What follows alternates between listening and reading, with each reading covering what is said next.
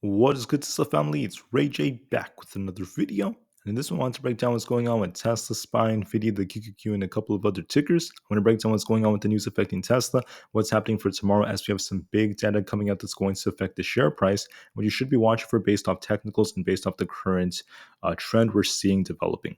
But before I break anything down about what's going on with Tesla, SPY, Nvidia, and all these different tickers, let me just mention a couple of things. I'm firstly not a financial planner, so take nothing I say as financial advice. And also, if you guys can, please check out the Moomoo link, which is down below and in the description. If you sign up for Moomoo, the link down below, and deposit $100 into the account, you're guaranteed up to 5 free stocks. The offer ends in just 10 days, so check it out before they run out.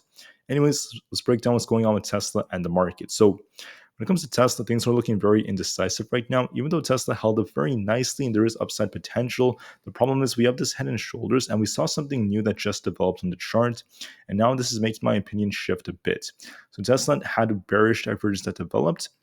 And that tells me that there is a possibility of downside, but I can't make any promises. I'm not going to say anything with high conviction because it's going to depend on the data coming out for tomorrow.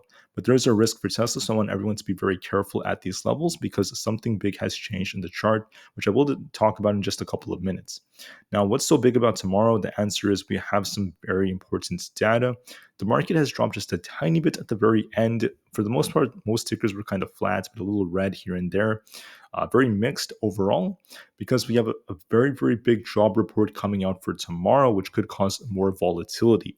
Now, this is going to be very important for the Fed's policies. This is going to be coming out an hour before the market opens.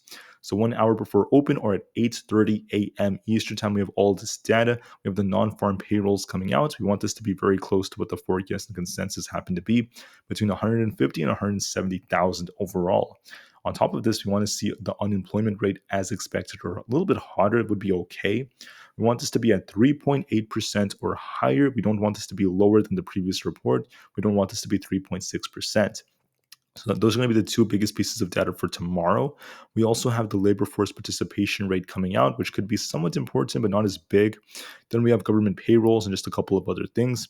And we have one Fed speaker around noon for Eastern time. Around noon, we have Waller from the Fed giving a speech. So that's pretty much it for data and the Fed speakers. But remember, the two biggest pieces of data are right here, 1 hour before the market opens. And whatever happens will end up dictating how the market moves. Right now, the market is still quite fearful. We're seeing extreme fear still making up the majority of sentiment. It's not as bad as before. The market was a lot more fearful going into like earlier this week. Now we're still extremely fearful, but not as fearful as before. Now, despite that, market momentum is still on the fear side. We're still starting to see, SPY or the S&P 500 below the 125-day moving average. The stock price index is on extreme fear mode. We're continuing to see fear dictating the market's sentiment. Market volatility is still in the fearful mode too because the VIX is above its 50-day moving average to some wide margin. Now, I talked about all of this quite a bit, guys. Hyundai and Kia have adopted Tesla's EV charging tech, which is great news for Tesla, giving Tesla a bigger edge in its space, giving Tesla bigger control and more potential revenue thanks to this. I also talked about Cathie Wood selling some Tesla shares, which is not really a big deal as ARK or ARK. They do tend to do this many, many times. They tend to reposition, and now they're putting more money into some software startups, which is completely fine. I mean, it's not the end of the world because their number one holding or one of their top holdings tends to be Tesla on their different ETFs. So they're still holding on to Tesla. It's no big deal. I just wanted to briefly mention that as I did talk about this earlier. If you want more details, you could check out my video from before. But now when it comes to data, Truist Securities is saying hold on to Tesla shares. They're continuing to reiterate, hold on, don't worry, things are going to be okay for the long term. Now, the price price ratio is going up a bit as Tesla has gained some relative strength compared to the market. I also wanted to note that Thursdays tend to be green only about, not Thursdays, Fridays tend to be green about 48.96% of the time. So it's basically a coin flip. Watch for high volatility during the 11 o'clock a.m. period for Eastern time and also at 2 o'clock p.m. That could be very, very interesting too. October does tend to be a weaker month for Tesla, whereas November and December tend to be stronger historically. And last but not least, the shorting on Tesla went up just a little bit. We saw about 46.65 million Tesla shares shorted just a few days ago. And just recently, 2 days ago, we saw about 42 million Tesla shares shorted. So the shorting on Tesla is still going up despite the fact that it's holding up nicely. and the volume was about 120 million. So that's pretty close to average, which is not bad whatsoever. Tesla's getting decent volume. We're seeing some big buy orders. We're actually seeing a lot of long-term call options being opened with big positions for Tesla's $300 strike over the next 1.5 months. It is possible that that's going to play out thanks to the Cybertruck, etc. But for now, we'll have to wait and see if that's going to help us, because for the time being, there is a risk of downside looking at the current structure on Tesla. The overall technicals have shifted a little bit, but we're not going to be like too fixated on that notion, because what's going to matter a lot more for not just Tesla but the whole market is going to be the unemployment numbers. So this is going to be the biggest thing coming out, these jobs numbers. That's going to dictate which way we go. I want to go over the bullish and bearish cases and talk about what's a little bit more likely just based off what the chart is suggesting. So I'm going to start right here. The bulls are going to argue that, hey, Tesla has this nice inverse head and shoulders. It's going to be pushing. In order for that to play out, we want to see Tesla hold above 262.5. Today, Tesla tried to hold it, but it failed to hold it very nicely. And it's looking a little weaker because the RSI is declining and we have a bearish divergence developing. So despite that, the bulls are going to say that, hey, if Tesla holds 262.5, we're going to be pushing for 265 plus and even higher levels after that. So that's going to be a trigger for the bulls. If we hold 262.5 and above that, there could be more upside coming for the mid 260s. If you're bearish on Tesla, well, like I said before, you could argue that we have this larger head and shoulders, right? We have a larger head and shoulders that developed on it that's still technically valid. We haven't truly invalidated it just yet. And you could also argue that we have this bearish divergence right here that developed on the RSI. Tesla started pumping a little bit in the morning, and yet the RSI was declining. So this is forming this negative divergence that could lead to Tesla potentially selling off a little bit. So there are two possibilities. If Tesla were to sell off, you want to see it break below 260 and then retest 257.5. If we break below that, it's going to come all the way down to the mid 250s. And if that fails us, 252 is going to be very important. If we break below that, we have an imbalance that'll take it all the way down to 247. So 252.5 and 255 are two key supports, not to mention 257.5. So I went over the bullish case and the bearish case. What is more likely for Tesla? And here's my answer, guys. I can't promise anything because I'm not a fortune teller. I do not know what these economic numbers are going to be looking like for tomorrow. So it's going to depend on these numbers. But what I will tell you is that because there's a bearish divergence on Tesla, and because we just so happen to have this head and shoulders, there is a risk of some selling that could be coming. So I just want to warn everyone about this. So watch that 260 support and 257.5 very carefully. There's an increased risk of that, and we're going to be watching that for tomorrow after the jobs numbers come out. For SPY, I want to call out something very interesting on SPY now. So on SPY, we have both the bullish and bearish case, but also I just want to call out what's more probable. So SPY is looking quite decent so far, especially thanks to Aapl. I want to mention that we made an attempt to break out today. It really wanted to break out. It was trying to, it really wanted to, but it failed to really get a strong break. It failed to break and hold 425. And if anything, we closed at 424. So that doesn't mean that we're dead. It doesn't mean we're done, because we managed to hold at 424, which is a decent place. Now, if we're bullish tomorrow, okay, we have this resistance, this green trend line, which is historical support becoming resistance.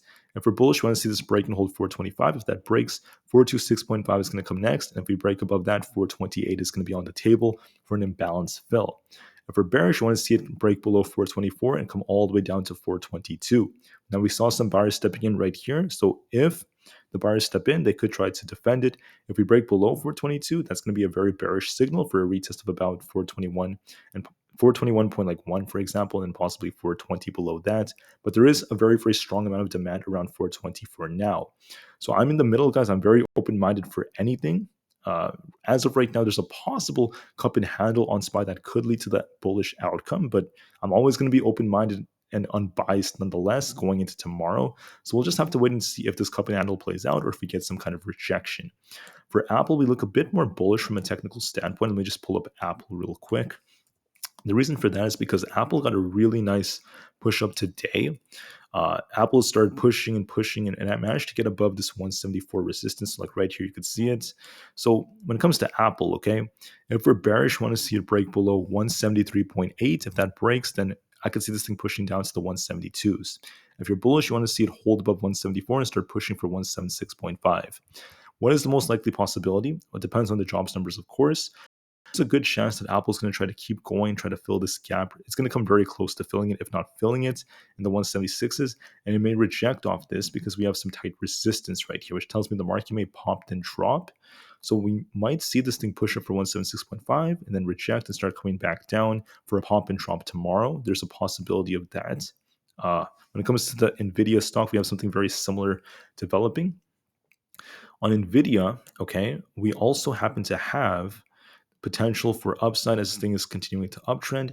And we're going to be watching this 450 to 451 area, which is where we have some strong resistance.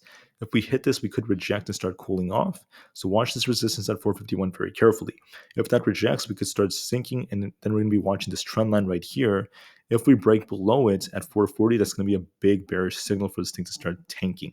But as of right now, the most probable outcome is going to be, and let me just mention that the bullish outcome would be us like holding about 448 for 451 retest and trying to hold that range. The bearish outcome is going to be us breaking below 444, and that's going to take us down to 442 to 440. So what's most likely would be us kind of like pushing like this off the jobs numbers, hitting this very, very tight resistance at 451, then rejecting, coming back down to retest this trend line right here around 442, and we'll see if this like breaks or not. It depends. If this breaks, that would be very bearish. If it holds, there could be some more upside coming. So all depends on that test, but that's the most likely possibility for Nvidia looking at the current stock. Now, the QQQ is very, very indecisive. It doesn't know which way it wants to go just yet because it was trying to break out, then it came down, it went back up. It was just kind of stuck for today. If we're bullish, we want to see it break and hold 360 and actually hold it this time, and then retest 362-ish around that range. If that breaks, we could be watching for a push for 365. If we're bearish, you want to see this thing break below 358. If it breaks below that, 356 could be retested. If 356 fails us, it's going to come all the way down to 353.5. What is more likely? Honestly, guys, I can't really tell anything exactly just by looking at the technicals because although there's a possible like cup and handle that could be developing or a double bottom, you could also argue that this is a cup and this is a handle. I can't promise anything because it looks very indecisive. It's been stuck going back and forth for the last couple of weeks. It doesn't know which way it wants to go. It's just dead in the center right now. So the best thing I could tell you is just be patient. It is waiting for the jobs numbers and it's going to be reacting to those. That is what this chart is doing. I can't really promise anything. We just have to wait and see which way it develops as it's getting very tight. But that's pretty much all I can say market for the time being. So now I just want to briefly go over a couple of others. Just as a reminder, I'm open-minded to anything for Tesla. I talked about the bullish and bearish cases. I'm just warning everyone that there is a risk of downside because of how the market is looking and because of the technical developments, the bearish divergence, and things like that. For the IWM, if we're bullish tomorrow, you're going to be watching it break 172.29. If we're bearish, you want to see it come down to 170. If that fails us, 169 is going to be retested. It's looking like it's trying to base around here. It's going to try to get up to 172, but just to be safe, let's see what the jobs numbers cause. For Microsoft, you're going to be watching for a retest of like 320, and we'll see if this thing can break 322 or not. If we break 322.5, 324 is a possibility. If we fail to break that and we come down below 317.5, that is going to be the bearish case. It all depends on the jobs numbers. For AMD, if we're bullish, you want to see it break 105. If it breaks 105, we're going to be watching for it to form this inverse head and shoulders and push for 109. If we're bearish, you want to see it break below 101.5. If that fails us, it's going to come down to 99 all over again. For the VIX is looking kind of like a little bearish right now, so I could see it retesting 17.9 to 18, but it may try to base right there, so we'll see if it bounces or not. It's very tight right now, just like the dollar. These things are just super indecisive, super tight. The dollar is a little bit more bearish, though. It's looking a little weaker, but we will see if this thing tries to bounce or not because this thing is approaching this imbalance right here. So this imbalance right here, 106.19 could be where it tries to bounce. We'll have to see about that. Just want to be patient. For Coinbase, if we're bullish, watch it break 75 to start pushing higher. If we're bearish, you want to see it break below 72.5 and start pushing down below that. It looks like it's trying to form this nice accumulation, so the odds do favor the bulls a bit more on this stock. I could see 75 plus, but just to be safe, we'll have to wait and see. For Google, we're looking, in my opinion, a little bit more bearish because we had a big rejection right here. This is like a liquidity grab. We have a potential bearish cross in the PPO, and we're seeing a bearish divergence, which tells me Google could retest 134.8. So it's looking a bit more bearish, but just to be safe, we'll see what happens tomorrow. The 10-year Treasury yield is looking a little weaker, which is a little good for the bulls, telling me the market may try to pop a little bit, but we'll have to see tomorrow morning. For Amazon, If we're bullish, watch it break 126.6. If it breaks that, 128 is on the table. If it breaks below 125, then 123.7 is on the table too. We will see which way it breaks. Meta is in the middle. It's been very, very much just like flat for the last couple of days.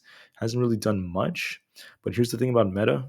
There's a possible inverse head and shoulders developing for a push for 313.